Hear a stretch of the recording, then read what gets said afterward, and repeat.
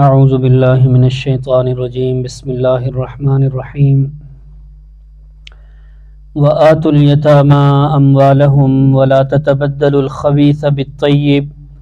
ولا تأكلوا أموالهم إلى أموالكم إنه كان حوبا كبيرا وإن خفتم ألا تقسطوا في اليتامى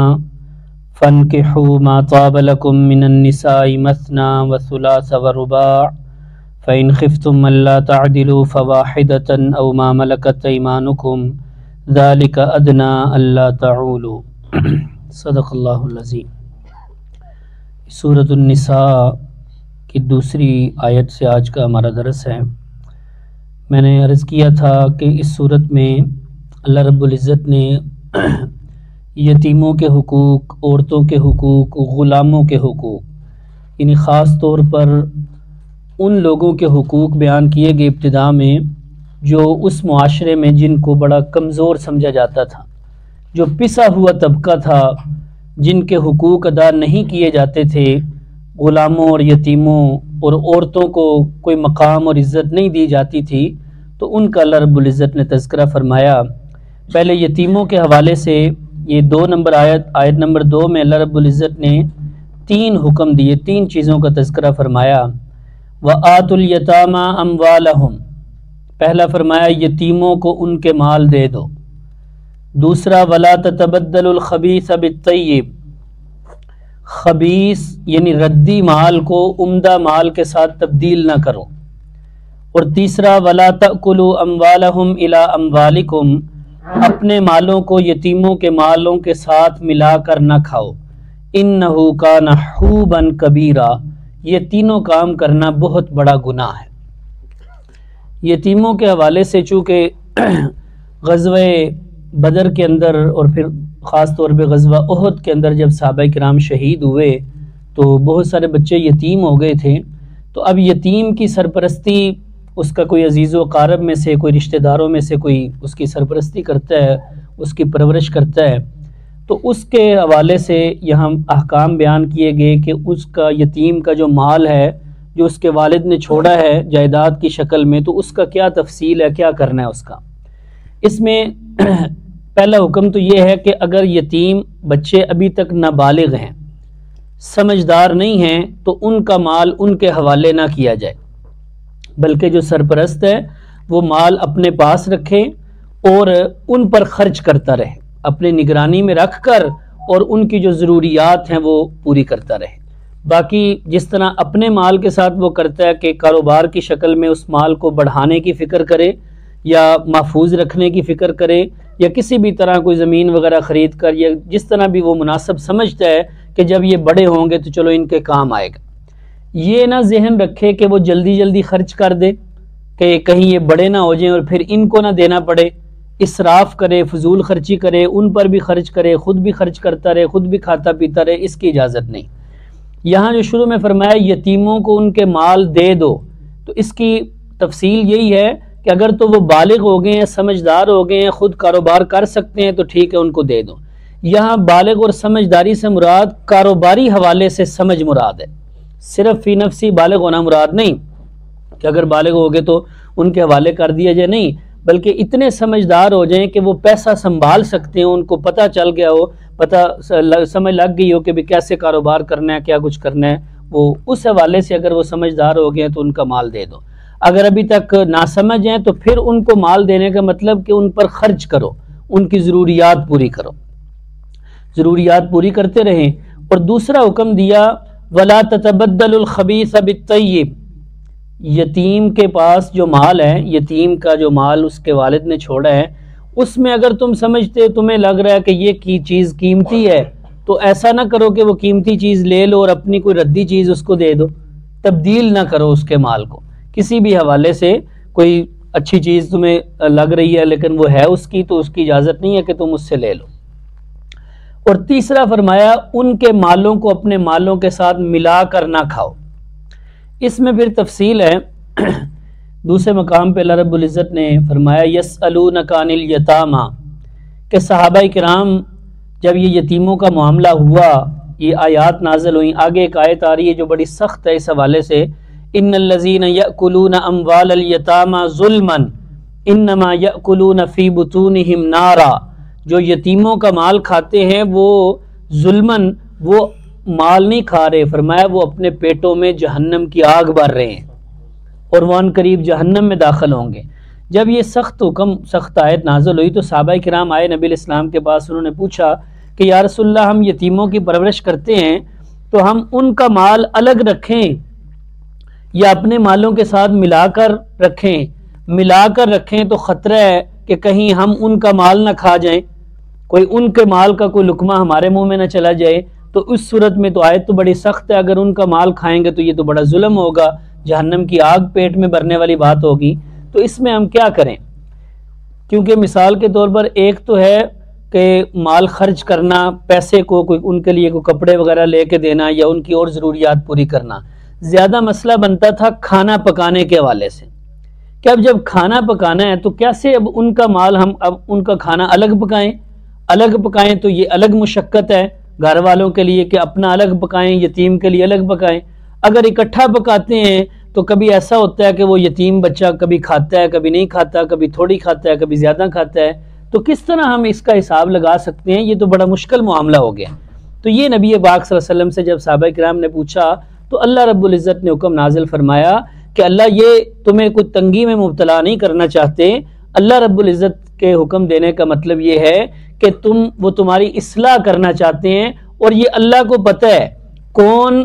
یتیم کا مال کھانے کی نیت سے اس کا مال اپنے مال کے ساتھ ملا رہا ہے اور کون جو ہے وہ صرف اس نیت سے ملا رہا ہے کہ چلو نظام چلتا رہے مشقت اور تکلیف سے بچنے کے لیے۔ واللہ یعلم المفسد من المصلح، اللہ جانتا ہے کون مفسد ہے، کون فساد کرنے والا ہے اور کون اصلاح کرنے والا ہے۔ تو مقصد یہ ہے کہ یتیم کے مال کو اپنے مال کے ساتھ ٹھیک ہے ملا کر رکھنے کی اجازت ہے، لیکن اگر آپ حساب رکھ سکتے ہیں تو حساب رکھیں، نہیں رکھ سکتے ہیں تو ان اندازے کے اعتبار سے یا کوشش یہی کریں کہ ان کا مال بس تمہارے پیٹ میں نہ جائے، تمہارا ان کے پیٹ میں چلا جائے تو اچھی بات ہے، وہ آپ جس طرح بھی مینج کرنا ہو وہ کیا جا سکتا ہے۔ تو مقصد یہ ہے کہ ان کا مال نہیں کھانا، ان کا مال انہی پر خرچ ہو، اور یہ کوشش کی جائے کہ جتنی ضرورت ہے اتنا ہی خرچ ہو، فضول خرچی بھی نہ ہو اور کنجوسی بھی نہ ہو، ان کی ساری ضروریات جو ہے وہ پوری کی جائے۔ نبی محترم صلی اللہ علیہ وسلم نے ارشاد فرمایا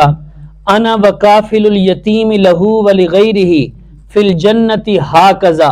واشار بالسبابۃ والوسطی وفرج بینہما، آپ نے فرمایا میں اور یتیم کی پرورش کرنے والا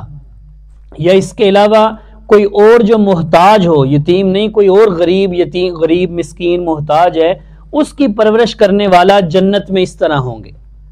آپ نے اپنی شہادت کی انگلی اور درمیان والی انگلی سے اشارہ کیا اور پھر دونوں کے درمیان تھوڑا سا فاصلہ کر دیا، یعنی میرے قریب ہوگا یتیم کی پرورش کرنے والا جنت میں۔ اور ایک حدیث میں ایک بندہ نبی پاک صلی اللہ علیہ وسلم کے پاس آیا، اس نے آ کر شکایت کی یا رسول اللہ میرا دل بڑا سخت ہے، کیا کروں؟ آپ نے فرمایا امسح رأس الیتیم، یتیم کے سر پہ ہاتھ پھیرا کر،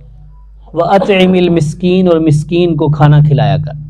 اس سے تیرا دل نرم ہو جائے گا۔ یعنی دل کی سختی عام طور پہ اسی وقت نہ کہ جب کوئی تکلیف نہیں، کوئی پریشانی نہیں اس کو آ رہی تو اس کا دل سخت ہو جاتا ہے، اس طرح جب کسی غریب یتیم مسکین محتاج کو دیکھے گا تو پھر اس کا دل نرم ہوگا۔ اس لیے فرمایا یتیم کے سر پہ ہاتھ پھیرو اور مسکین کو کھانا کھلاؤ۔ اور ایک حدیث میں آپ علیہ السلام نے ارشاد فرمایا کہ مسلمانوں کے گھروں میں سے سب سے بہترین گھر وہ ہے جس میں یتیم ہو اور یحسن الیہ، اس کے ساتھ اچھا سلوک کیا جاتا، اور سب سے بدترین گھر مسلمانوں کے گھروں میں سے وہ گھر ہے جس میں کوئی یتیم ہو اور اس کے ساتھ برا سلوک کیا جاتا۔ ایک صحابی آئے نبی پاک صلی اللہ علیہ وسلم کے پاس، انہوں نے پوچھا یا رسول اللہ میرے پاس جو ہے ایک یتیم ہے، میں اس کی پرورش کرتا ہوں، تو میں اس کو اگر کوئی غلطی کرتا ہے تو کیا میں اس کو مار سکتا ہوں؟ کون کون سے کام ہے یا کون کون سی وجہ ہے جس کی وجہ سے میں اس کو مار سکتا ہوں؟ آپ نے فرمایا جس وجہ سے تو اپنی اولاد کو مار سکتا ہے، یعنی جو معاملہ پھر اپنی اولاد کے ساتھ کرنا ہے وہی معاملہ یتیم کے ساتھ کرنا ہے، کہ اپنی اولاد کو بندہ ادب سکھانے کے لیے تعلیم سکھانے کے لیے مار سکتا ہے، اس کی اجازت ہے، لیکن اسی طرح پھر یتیم کو بھی اتنا ڈانٹ سکتا ہے، مار سکتا ہے کہ جس سے مقصد اس کی کوئی تذلیل نہ ہو، ذلت اور رسوائی مقصود نہ ہو، بلکہ اس کی اصلاح ہو کہ تاکہ اس کی بھی تربیت اور پرورش جو ہے وہ اچھی ہو۔ تو یہ احکام ہے یتیم کے حوالے سے۔ آگے فرمایا وَإِنْ خِفْتُمْ أَلَّا تُقْسِطُوا فِي الْيَتَامَى، اگر تمہیں ڈر ہو کہ اللہ تقسطوا فی الیتامى، کہ تم نہیں انصاف کر سکو گے یتیم عورتوں کے ساتھ، تو فَانْكِحُوا مَا طَابَ لَكُمْ، پھر تم نکاح کرو مَا طَابَ لَكُمْ، جو تمہیں اچھی لگیں، من النساء عورتوں میں سے، مثنى وثلاث ورباع، دو دو اور تین تین اور چار چار۔ فَإِنْ خِفْتُمْ أَلَّا تَعْدِلُوا، اگر تمہیں ڈر ہے کہ تم انصاف نہیں کر سکو گے، فَوَاحِدَةً، پھر ایک کے ساتھ نکاح کرو، او ما ملکت ایمانکم، یا وہ جو تمہارے دائیں ہاتھ جن کے مالک ہیں، یعنی جو لونڈیاں ہیں، پھر انہی پر گزارا کرو۔ ذالک ادنی الا تعولوا، یہ حکم زیادہ قریب ہے اس بات کے کہ تم بے انصافی نہ کرو۔ یتیم، یہ ابھی تک جو بیان ہوا وہ بچوں کے حوالے سے۔ کچھ جاہلیت کے دور میں یہ بھی معاملہ تھا کہ اگر کسی کی پرورش میں یتیم بچی آ جاتی اور وہ اس کے لیے محرم ہوتی، مثلا چچا زاد، کوئی لڑکا چچا زاد ہے، وہ یتیم بچی کی پرورش کر رہا ہے، اب جب وہ پرورش ہوگی، وہ بڑی ہوگی، تو وہ اس طرح کرتے کہ اسی یتیم بچی کے ساتھ نکاح کر لیتے، لیکن اس کا مقصد یہ ہوتا تھا، کبھی تو مقصد یہ ہوتا کہ اس کے والد نے جائیداد چھوڑی ہے، چلو وہ جائیداد ساری میرے پاس آ جائے گی، مال سارا میرے پاس آ جائے گا۔ کبھی مقصد ان عورتوں پر ظلم کرنا ہوتا تھا، کیونکہ عورت کو عزت نہیں دی جاتی تھی، اس معاشرے میں عورت پر ظلم کیا جاتا تھا۔ نکاح کر لیں گے، یتیم ہے، اس کا کوئی والی وارث تو ہے کوئی نہیں، والی وارث تو میں ہوں، پوچھنے والا اس کا ہے کوئی نہیں، نہ وہ حق مہر دیتے، نہ خرچہ پورا دیتے، اور اسی طرح بس جو ہے وہ بے حقوق ادا نہ کرتے اور بے انصافی کرتے رہتے اور انہی یتیم عورتوں کے ساتھ نکاح کر لیتے۔ تو اس وقت یہ حکم آیا کہ خبردار، یتیم بچیوں کی اگر اس طرح پرورش کرنی ہے اور اس کے بعد اگر تم نکاح کرنا چاہتے ہو ان سے، ٹھیک ہے نکاح، اگر تمہارا نکاح بنتا ہے غیر محرم، پہلے وہ ہے جو ہے وہ غیر محرم میں نکاح ہو سکتا ہے تو ٹھیک ہے، نکاح کی اجازت ہے، وہ کوئی مسئلہ نہیں، لیکن جو حقوق ہیں وہ ادا کرنے ضروری ہیں۔ حق مہر بھی ادا کرنا ہے، ان کا جو خرچہ ہے وہ بھی اس کے مطابق ادا کرنا ہے، جس طرح باقی آزاد عورتوں کا ادا کیا جاتا ہے، یا باقی جو عورتیں ہیں جن کا کوئی والی وارث ہے کہ اگر تم ان کو خرچہ نہیں دو گے تو وہ پوچھیں گے، تو وہی حقوق جو ان کے ہیں وہ ادا کرنے ہیں تو ٹھیک ہے۔ اگر تمہیں ڈر ہے کہ تم انصاف نہیں کر سکو گے، کہ ذہن میں تو آئے گا کہ کوئی پوچھنے والا اس کا ہے کوئی نہیں، خیر ہے کوئی مسئلہ نہیں، تو اگر یہ ڈر ہے تو پھر یتیم بچیوں کے ساتھ نکاح ہی نہ کرو، پھر جو دوسری عورتیں ہیں ان کے ساتھ جو تمہیں اچھی لگتی ہیں، جو تمہیں پسند ہے، ان سے نکاح کر لو، دو دو کرو، تین تین کرو، چار چار کرو، اس کی اجازت ہے، لیکن اصل حکم یہ ہے انصاف کرنا۔ پھر آزاد اور یعنی باقی جو یتیموں کے علاوہ جو باقی عورتیں ہیں ان سے بھی اگر نکاح کرنا ہے، چار بھی کرنے ہیں، تو اس ایک شرط کے ساتھ کہ تم ان میں انصاف کر سکو۔ عدل اور انصاف کرنا ضروری ہے۔ اگر انصاف نہیں کر سکتے، اگر تم ڈر ہے کہ دو بیویوں میں، تین اور چار میں انصاف نہیں کر سکو گے، تو پھر فواحدتاً، پھر ایک ہی کی اجازت ہے۔ تو یہ اصل میں یعنی چار نکاح کرنے کا حکم نہیں ہے، اجازت ہے، اور اجازت بھی عدل اور انصاف کی شرط کے ساتھ ہے کہ عدل اور انصاف کر سکتے ہو تو ٹھیک ہے پھر کرو۔ عدل اور انصاف کن چیزوں میں؟ ایک ہے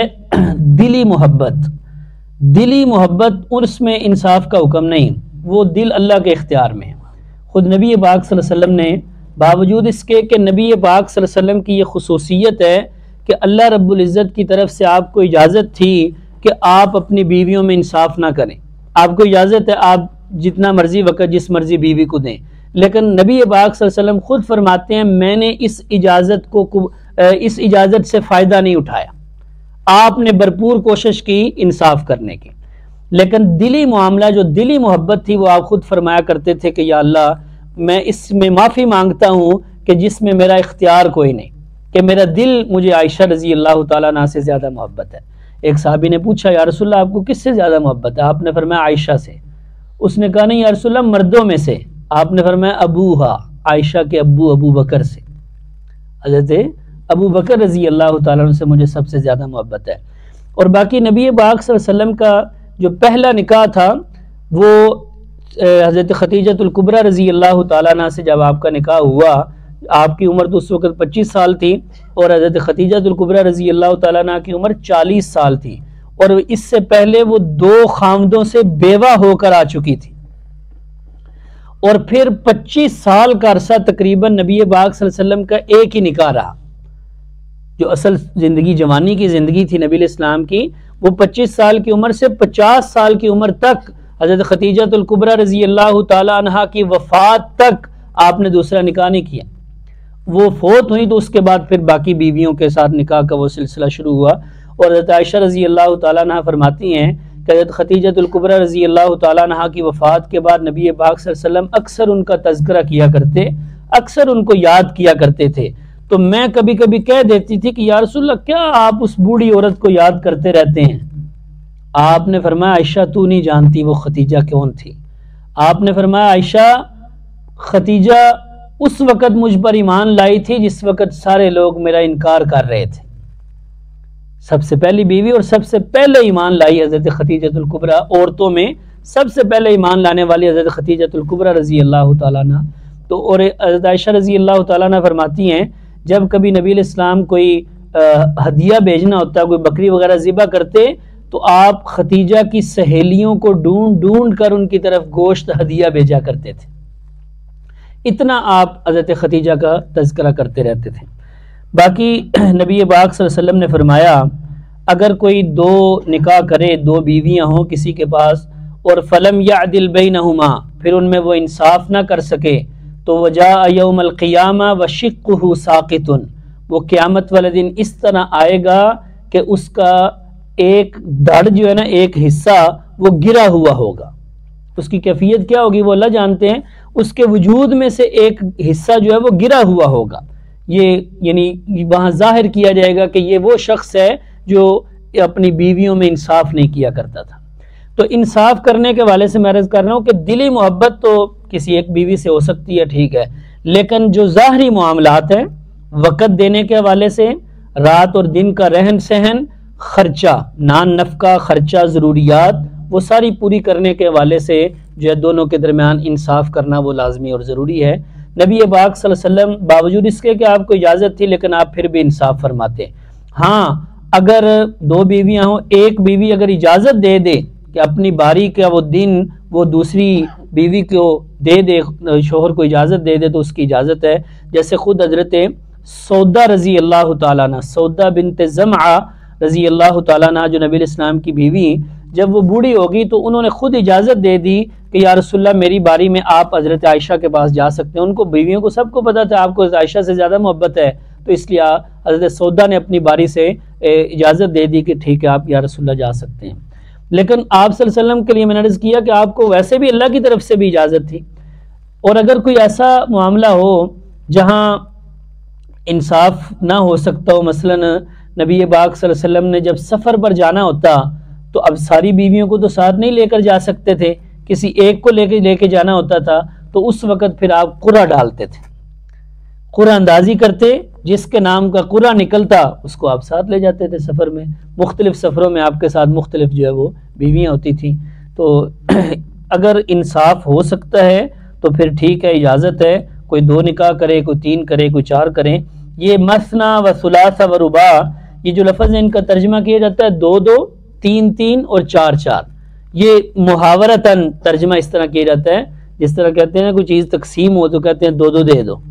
تو 2-2 کا کیا مطلب؟ یہ نہیں کہ 2-2 اور 4، ایک کو 4 نہیں بلکہ 2 اس کو اور 2 اس کو، اس کا مطلب ہے۔ فَإِنْ خِفْتُمْ أَلَّا تَعْدِلُوا، اگر تمہیں ڈر ہو کہ انصاف نہیں کر سکو گے، فَوَاحِدَةً، پھر ایک ہی، أَوْ مَا مَلَكَتْ أَيْمَانُكُمْ، یا جن کے تمہارے دائیں ہاتھ مالک ہیں۔ یہ ملکت ایمانکم کا لفظ بولا جاتا ہے لونڈیوں اور باندیوں اور غلاموں کے لیے، کہ اللہ رب العزت یعنی اسی طرح قرآن مجید میں تذکرہ فرماتے ہیں، جہاں آئے گا نا ملکت ایمانکم، کہ وہ جن کے تمہارے دائیں ہاتھ جن چیزوں کے مالک ہیں، مراد غلاموں کے اور باندیوں کے۔ تو یہ اس وقت ہوتے تھے غلام اور باندی، اب تو نہیں ہے، جب ہوتے تھے تو یہ لونڈی اور باندی جو ہے اس کے ساتھ بھی آپ بیوی والا تعلق جو ہے وہ رکھ سکتے ہیں، اس کی اجازت تھی، اس کو نکاح کے بغیر بھی جو ہے وہ بیوی والا رشتہ اور تعلق ہوتا تھا. تو اس واسطے فرمایا کہ اگر انصاف نہیں کر سکو گے آزاد عورتوں کے ساتھ نکاح میں اور خرچے وغیرہ میں تو پھر اجازت نہیں ہے، پھر ایک نکاح کرو، باقی اگر کوئی لونڈی اور باندی ملتی ہے تو وہ تم رکھ سکتے ہو، اور وہاں پھر انصاف کی بھی کوئی ضرورت نہیں ہے. لونڈی اور باندی کو آپ کوئی وقت دے یا نہ دو، تھوڑا دو زیادہ دو، وہاں کوئی حساب کتاب نہیں ہے. وَآتُوا النِّسَاءَ صَدُقَاتِهِنَّ نِحْلَةً، اور دو تم عورتوں کو ان کے حق مہر نحلہ، خوشی سے. یہ یتیم عورت ہو یا کوئی دوسری عورت ہو، جب نکاح کرنا ہے تو حق مہر خوشی سے دو. آج کل یعنی صرف اس وجہ سے نہیں حق مہر زیادہ لکھوانے کے لیے نہ ہو بس، یا دکھانے کے لیے نہ ہو کہ حق مہر ہم نے زیادہ لکھوایا ہے اور دکھایا ہے، نہیں، بس جو دینا ہے وہ لکھواؤ، جتنا مرضی لکھواؤ، زیادہ دو تھوڑا دو، اس کی کوئی حد بندی نہیں ہے. ایک حدیث میں ہے کہ لا مہر لأقل من 10 دراہم، 10 درہم سے کم جو ہے وہ حق مہر نہ ہو. 10 درہم کتنے کا آج کل؟ ہاں، تو اس کے حساب سے جو ہے نا 10 درہم سے کم بالکل نہ ہو. باقی جو نہیں، وہ درہم چاندی کا درہم، یہ درہم نہیں جو آج کل ہے، نہیں، چاندی کا درہم، اس کا جو وزن ہے نا اس کے مطابق وہ جتنی چاندی بنتی ہو وہ اس میں پھر جو 200 درہم ہے نا وہ 52.5 تولے چاندی بنتی ہے جو زکوٰۃ کا نصاب ہے. 200 درہم ہو تو اس حساب سے جو ہے نا وہ 10 درہم ہو، اس کی جتنی چاندی بنتی ہو تو اس کے مطابق وہ حق مہر ہے. لیکن یہ کم از کم ہے، زیادہ آپ جتنا بھی رکھ سکتے ہیں. اور پھر زیادہ اس میں ہوتا ہے مہر مثل. مہر مثل کہتے ہیں جس عورت کا نکاح ہے اس کے خاندان کی اس جیسی، اس عمر کی اور اتنی تعلیم والی اور اتنی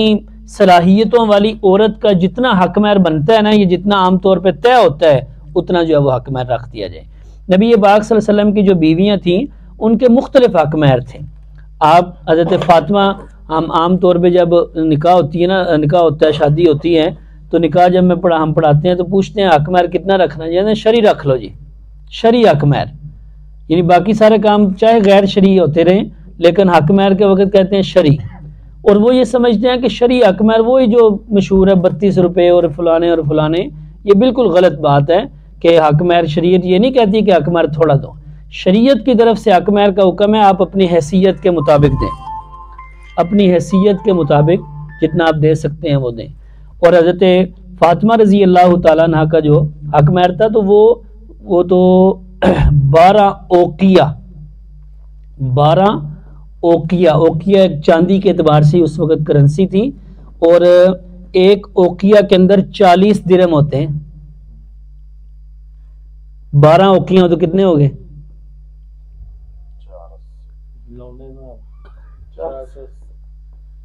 ہاں، تو اس اعتبار سے تقریباً 500 درہم بنتا ہے. اور 500 درہم 200 درہم زکوٰۃ چاندی کا نصاب ہے، 52.5 تولے چاندی. تو اور اس کے بعد 52.5 کو 52.5 کے ساتھ اور پھر اس سے بھی حساب سے یعنی وہ تقریباً 120 کے قریب جو ہے نا یہ بنتا ہے اس کا 132 تولے چاندی. 132 تولے چاندی، اور چاندی کا حساب ہو ہاں تقریباً وہ تو اس کا ڈبل کریں، اور ڈبل سے بھی پھر سنگل ہو رہے ہیں. 4500 بنتی ہے 10 درہم، اور آپ نے مطلب کتنے گنا زیادہ بھی دی. جی بالکل 480 درہم.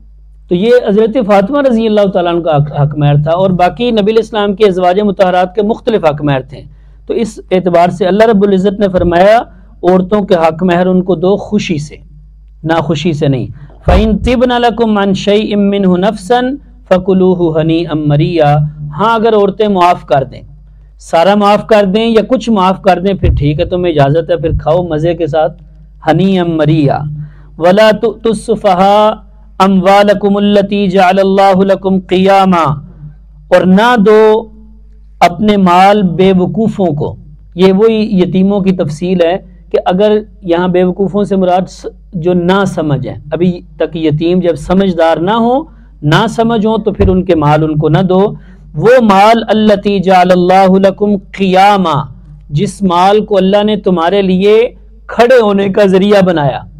یعنی مال کے ذریعے سے بندہ زندگی گزارتا ہے،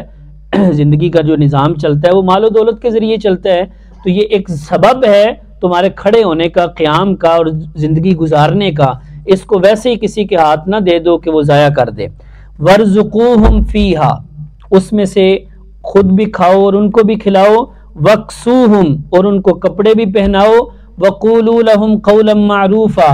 اور ان کو دستور کے مطابق بات کہہ دو۔ یعنی اگر وہ یتیم کہتے ہیں کہ بھئی مال تو سارا ہمارا ہے تو ہمارے حوالے کرو سارا مال، کیوں نہیں تم ہمیں دیتے، تو اس طرح اگر وہ کہیں تو ان کو اچھے طریقے سے سمجھا دو، بھئی تمہارا ہی مال ہے، تم پر ہی خرچ ہو رہا ہے، ہم نے حفاظت کر کے رکھا ہوا ہے، تم سمجھدار ہو جاؤ، بڑے ہو جاؤ، ہم تمہیں ہی دیں گے، تو اس طرح ان کو سمجھا دیا جائے۔ وَابْتَلُوا الْيَتَامَى حَتَّى إِذَا بَلَغُوا النِّكَاحَ، اور یتیموں کو آزماتے رہو۔ یہ وہی تفصیل ہے کہ ابھی تک ناسمجھ ہیں، تھوڑی تھوڑی سمجھ آ رہی ہے ان کو، تو ان کو آزماؤ۔ کس طرح کہ کبھی کوئی چیز دے کر بھیجو کہ جاؤ یہ چیز بیچ کر آؤ، پیسے دے کر بھیجو جاؤ یہ چیز خرید کر لاؤ، اس طرح ان کو کاروبار کے حوالے سے سمجھاتے رہو تاکہ کل کو جب سارا مال ان کو دیا جائے تو وہ اپنی حفاظت کر سکیں۔ یتیموں کو آزماتے رہو حتی اذا بلغ النکاح، یہاں تک کہ جب وہ نکاح کی عمر کو پہنچ جائیں، جب نکاح کی عمر کو پہنچ جائیں، سمجھدار ہو جائیں، اور نکاح کی عمر پھر ایک تو نا بالغ ہونے کے دوار سے شریعت کی طرف سے تو اجازت ہے وہ نکاح کرے، لیکن ایک معاشرے کے حوالے سے کلچر جس طرح ہوتا ہے، معاشرہ ہوتا ہے، جس عمر میں لوگ عام طور پہ نکاح کرتے ہیں، جس طرح ہمارا کہتے ہیں کہ اپنے پیروں سے کھلوئے گا تو پھر کریں گے، تو اس کے مطابق جو ضروریات ہیں جب وہ پوری کر سکتا ہوگا تو پھر اسی وقت نکاح کیا جائے گا، تو جب وہ نکاح کی عمر کو پہنچ جائے تو پھر ٹھیک ہے، اس کا مال اس کے حوالے کر دو۔ فَإِنْ آنَسْتُم مِّنْهُمْ رُشْدًا، اگر تم ان میں کوئی سمجھ بوجھ اور اہلیت دیکھو تو فَادْفَعُوا إِلَيْهِمْ أَمْوَالَهُمْ، ان کا مال ان کے حوالے کرو، وَلَا تَأْكُلُوهَا إِسْرَافًا وَبِدَارًا أَن يَكْبَرُوا، فضول خرچی کرتے ہوئے مال ان کا نہیں کھانا، اور اس نیت سے نہیں کھانا کہ جلدی جلدی ختم کر دیں کہیں وہ بڑے نہ ہو جائیں اور پھر مال ان کو نہ دینا پڑے۔ وَمَنْ كَانَ غَنِيًّا فَلْيَسْتَعْفِفْ، دوسرا مسئلہ آگے بیان فرمایا کہ اگر کوئی بندہ کسی یتیم بچے کی پرورش کر رہا ہے، اس کا مال اس پر خرچ کرتا ہے، اب ظاہری بات ہے ایک پوری ذمہ داری ہے اس کی، وہ وقت لگاتا ہے اس میں یا اس کے کاروبار کر رہا ہے، اس کے خاطر اس پر پیسہ خرچ کرتا ہے، اس کی ساری ضروریات کا دھیان رکھتا ہے، تو اگر وہ بندہ خود جو ہے نا خود بھی مالدار ہے تو پھر اس کو اجازت نہیں ہے کہ وہ یتیم کے مال میں سے کچھ لے، لیکن اگر وہ خود فقیر ہے تو فرمایا پھر دستور کے مطابق وہ اس میں سے بھی اپنا خرچہ لے سکتا ہے۔ یعنی جس طرح کوئی بندہ کسی کا کام کاج کرے تو ایک مزدوری کے طور پر یا ایک ذمہ داری نبھانے کے طور پر اگر کوئی قانون کے مطابق اور دستور کے مطابق کوئی اپنا خرچہ لے لے، کوئی ماہانہ کوئی تھوڑے سے پیسے لے لے تو اس کی اجازت ہے، وہ لے سکتا ہے۔ وَمَنْ كَانَ غَنِيًّا فَلْيَسْتَعْفِفْ، جو مالدار ہے وہ تو بالکل بچے۔ وَمَنْ كَانَ فَقِيرًا، جو کوئی فقیر ہے، فَلْيَأْكُلْ بِالْمَعْرُوفِ، تو وہ بھی کھا سکتا ہے دستور کے مطابق۔ فَإِذَا دَفَعْتُمْ إِلَيْهِمْ أَمْوَالَهُمْ، جب تم یتیموں کو ان کا مال ان کے حوالے کر دو، فَأَشْهِدُوا عَلَيْهِمْ، اس پر گواہ بھی بنا لو، گواہ بنا لو کہ ان کا مال تھا ہم نے ان کے حوالے کر دیا ہے، کل کو کوئی پھر بڑے ہو کر اور سمجھدار ہو کر کوئی اعتراض نہ کریں، یہ نہ کہیں کہ تم نے ہمیں مال تھوڑا دیا ہے یا زیادہ بنتا تھا وہ نہیں دیا، فلاں چیز نہیں دینی، جو کچھ بھی ہے اس پر گواہ بنا لو۔ وَكَفَى بِاللَّهِ حَسِيبًا، اور کافی ہے اللہ حساب لینے والا۔ اللہ سمجھنے کی اور عمل کی توفیق عطا فرمائے۔